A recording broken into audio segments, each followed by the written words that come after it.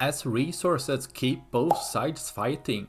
To degrade the other's capability to supply resources is to weaken their capability to fight. This is why the Ukrainian drone army works so hard hitting Russian supply trucks.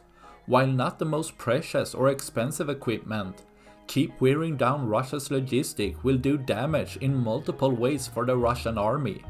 As the Ukrainian drone army chases down whatever supply truck they can find, as shown with this Ural truck, catching up to the truck after several hundred meters, before going off to the side to attack the crew cabin, where a lot more fragile parts are, as these FPV drones often have an RPG warhead with a shaped charge, which pierces all the way through the vehicle, taking out the vehicle in the process, destroying another of Russia's equipment, leaving one less for tomorrow.